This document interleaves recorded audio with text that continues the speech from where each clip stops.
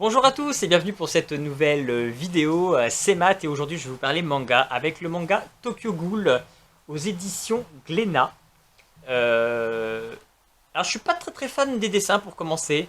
On est dans quelque chose vraiment dans un manga je trouve assez dark, assez sombre au niveau des dessins. On est vraiment dans beaucoup de noir, vraiment noir-blanc, enfin on tranche vraiment, on est vraiment dans quelque chose d'assez sombre d'une manière générale.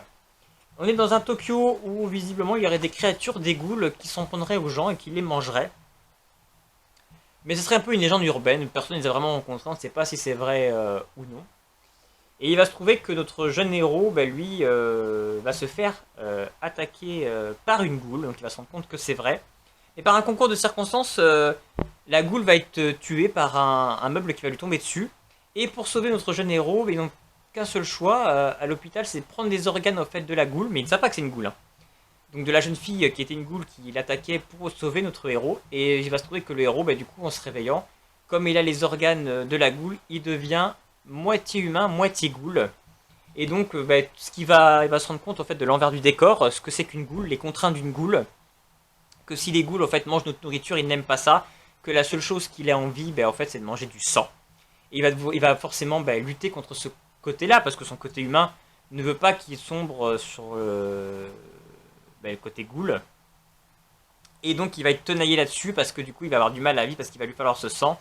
Et à travers lui on va découvrir un petit peu l'envers du décor des ghouls, ce que vivent les ghouls, que les ghouls en fait sont aussi également persécutés, qu'il n'y a pas le côté que maléfique des ghouls, il y a aussi toute une hiérarchie, toute une organisation, tout un concept, et il va découvrir ça. Et il va devoir donc essayer de trouver sa place où finalement il est ni humain ni ghoul. Il a peut-être plus sa place nulle part.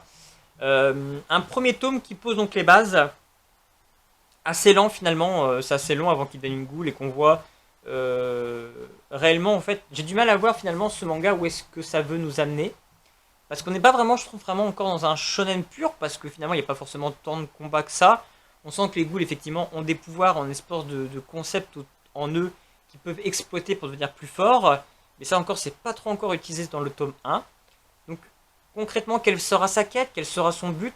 Là j'ai plus l'impression qu'on est sur un premier tome qui pose plus un concept un petit peu...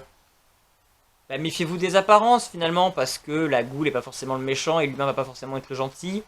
Et forcément lui qui va se retrouver au milieu de tout ça va devoir trouver sa place. Donc on est plus sur un manga pour le moment je trouve psychologique, plutôt que aventure, action. Donc à voir comment ça va évoluer, j'ai envie de donner sa chance un petit peu sur la suite. J'ai un avis, voilà, je suis moyennement emballé, j'ai envie de dire pourquoi pas. J'ai envie de dire pourquoi pas. Ça peut être intéressant, mais voilà, je trouve que ce premier tome laisse place à pas mal de choses.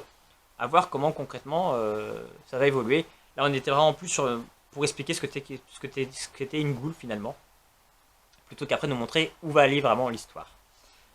Si vous aussi vous avez lu Tokyo Ghoul, n'hésitez pas à me laisser un petit commentaire pour me dire ce que vous en pensez. Et puis sinon, on se retrouve pour une prochaine vidéo. À bientôt.